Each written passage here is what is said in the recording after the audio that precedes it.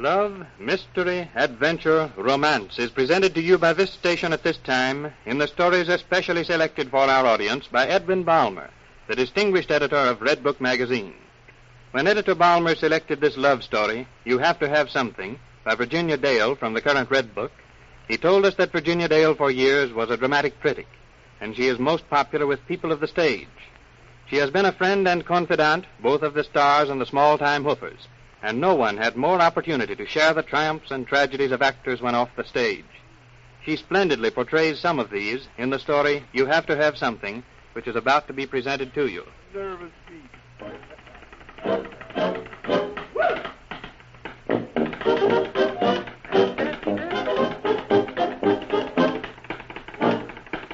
Oh, did you see that? Oh, boy. You're listening to the opening number of Act Two in the musical comedy Fast and Fleet. That girl stepping out there in the black silk stockings and naughty little hat, that's Mademoiselle Tavi. Bert Baxter and Peggy, the dance team standing in the wings, are watching Tavi's number. Oh, did you see that? Oh, boy. Good boy, Bill. Oh, boy, what gorgeous legs she's got. Who's got? That Tavi woman out there. Yeah, her legs aren't bad, but her eyes are a little squinty. Yeah, but these Paris babies can certainly wear clothes. Say, if that woman's French, I'm a red Indian. Oh, for crying out loud, don't you read the press stuff lately? It says she's French, don't it? Straight from Paris, and... Say, I've been in the show business too long, Hooper, to believe the papers. This Tavi's what we used to call a bohunk in the old hometown. Oh, is that so? I didn't know you had an old hometown. It always come to me that you was born in a wardrobe trunk between acts. That's it, big boy. I was born in the theater, and I'm glad of it. I don't have to wedge in by saying I'm a frog and pulling a trick accent. Well, she's got style, that baby. Watch her strut, oh, boy. Oh, did And I tell you, see Peggy... that? Oh, boy. Good boy, Bill.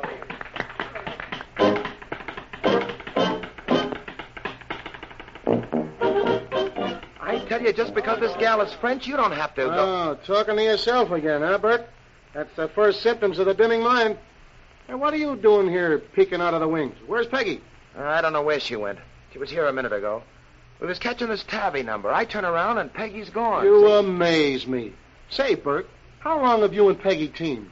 5 seasons. We went on a small time together. Played all the tanks. And then we got a break 3 seasons ago and landed big time in Shy.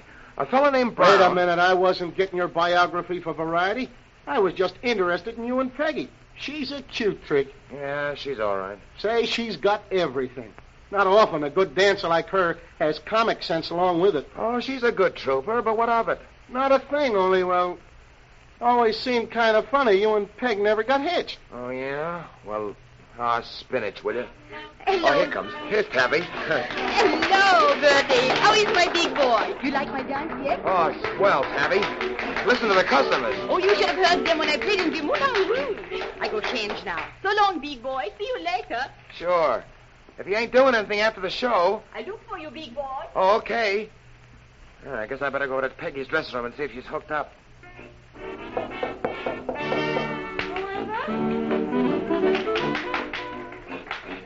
Are you dressed? Enough for you. Come on in. Hello. To get a furlough? Hey, listen, you act like I was a critic who gave you a bum notice. Listen, Hooper, it's you that's been doing the acting. Like a fool, see? Oh, so that's it, huh? None of my business if you want to act like a jackass over some little French dame. Oh, for cat's sake, you dames are all alike. All except your wonderful Tavi, I suppose. Now get this, Hooper. We've been together too long for me to let Yeah, you... maybe we have been together too long. So long that you think you got a string or a leash or something. Well, get this, see? You haven't any mortgage on me. Oh, Bert, I didn't mean that.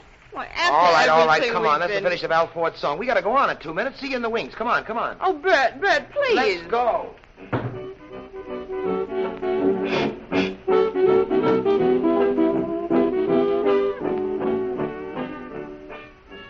Well, that's Boston.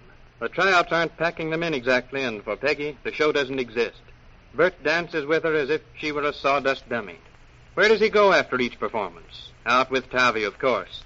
No more of those breakfasts and lunches together.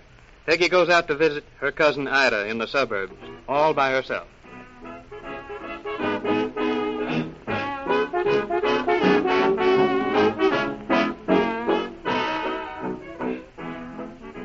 Well, Ida, how's the husband and the little boy? Oh, Nick's fine, and Junior's is getting as big as a house. And how's Bert, Peg? Oh, he's all right. Listen, Peg, it's none of my business, but why don't you two get together? Last time I saw you, I said to Nick, they ought to get married. If ever I saw two people crazy about each other. Well, you know how it is in the show business. Huh? You and Bert had a quarrel? No, but, well, that's all off, Ida, see? Bert and me are all washed up. When will your kid be able to walk? Walk? Oh, his daddy takes him out every night. Say, how can a thing be all washed up when you still care like you do? Me? Oh, I don't care. Listen, you can't fool me, Peg. You and Bert should have been married long ago. You ought to have a baby like Junior. I'm laughing. Oh, no, you're not. Listen, Peg, I don't know a thing about actors except they're men. And men are men, no matter how they earn their living, I guess. Maybe. No maybe to it. There's something about a little family, Peggy. Now, I'm telling you, the tie that binds. It's true, babies do. Nick used to, well, run around some. You know, many's the night I used to cry my eyes out. But since Junior's come, well, he can't wait till he gets home now. People in the theater are different, I guess. Well, people in the theater are people just the same. Well, I gotta go, Ida. Extra rehearsal this afternoon. The show probably won't have much of a run, and I'll be out of work all summer. Well, come spend the summer with us. You'll see Junior and his daddy together, and you'll get what I'm driving at. I tell you, Peg, you have to have something. I got you with my eyes closed, Ida. Well, what's the use? So long.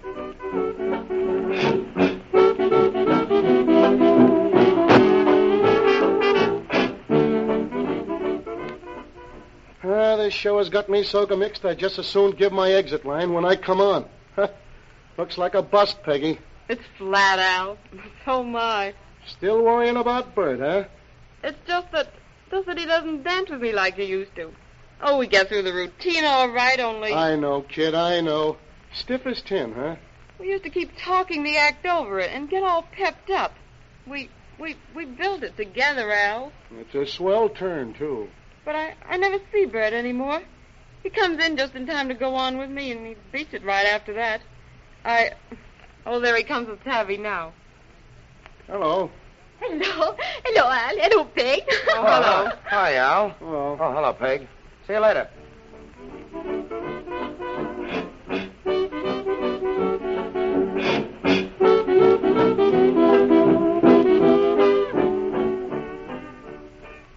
Look at that dame. All dressed up like a Christmas tree. Huh. Bert sure is a sap. Say, Peg, you're still going on that hoofer, aren't you? Yeah, I know. You should have been smarter.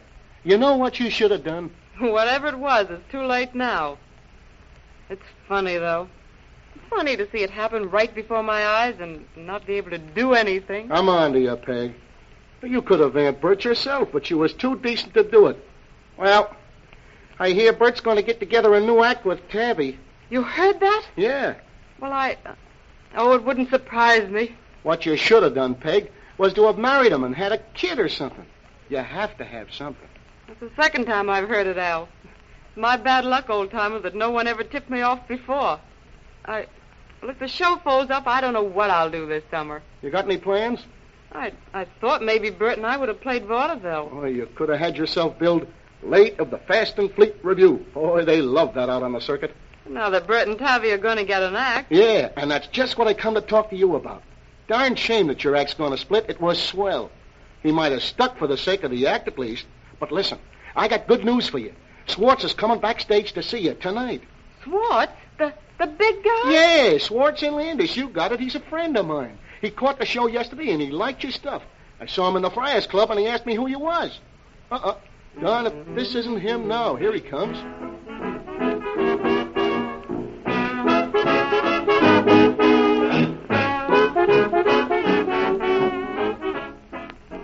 And I tell you, little girl, you got everything.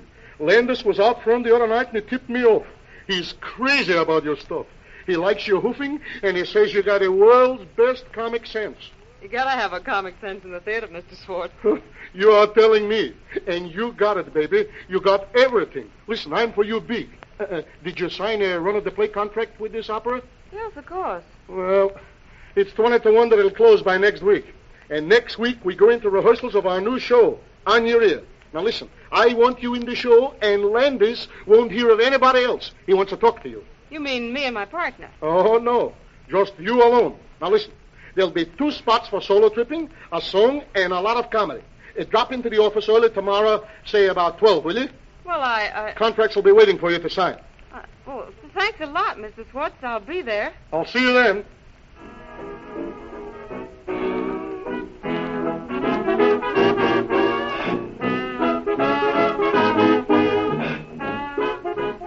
Well, you're in luck, Peg. When Swartz comes to see you, it's something big. He wants me for their new show. Boy, what a break. Huh, they got the closing notice for Fast and Fleet posted just now. We fold next week. Huh, I wonder what Bert'll do. Well, stage his act with that polyvoo of his, I suppose. Serve 'em right, Peg. And listen, I'll be there to see you put it over. Here's Bert and the poodle now. I'll see you later. Hello, Cherie. Waiting to see the big boy go on? Well, you all set to go, Peg? You're the one that's late. Ta-ta, big boy. See you later. Yeah, sure. There's our cue. Still jealous, huh?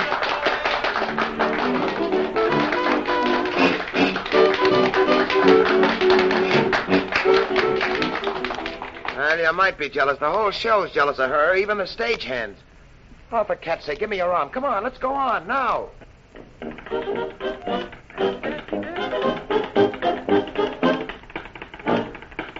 Oh, did you see that? Oh, boy.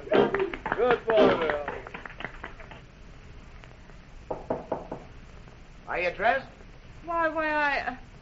Oh, hello. Oh, what, you going to let me in or what? Hello, Bert.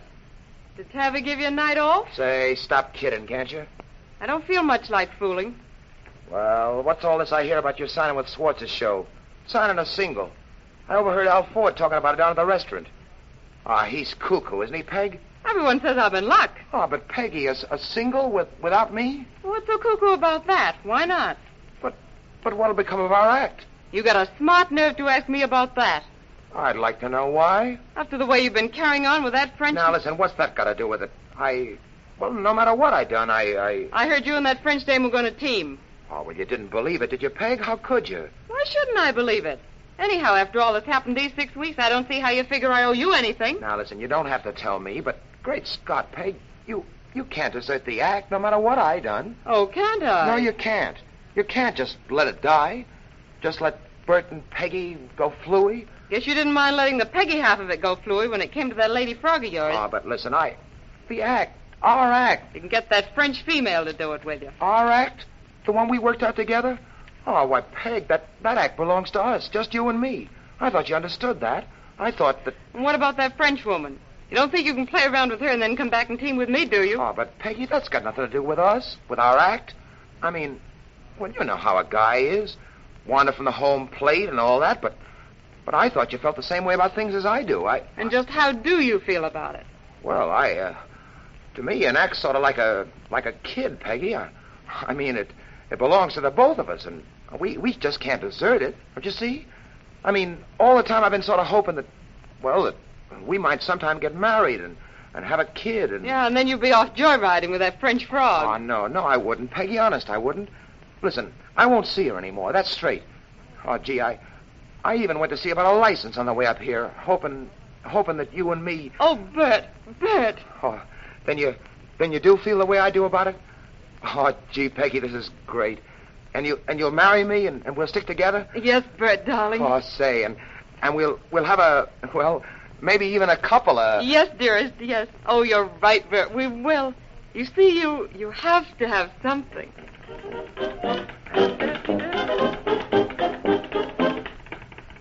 Redbook Magazine gave us special permission to broadcast this story, You Have to Have Something, written by Virginia Dale. Next week at this same time, we take pleasure in announcing that we will present another story in dramatic form from Redbook.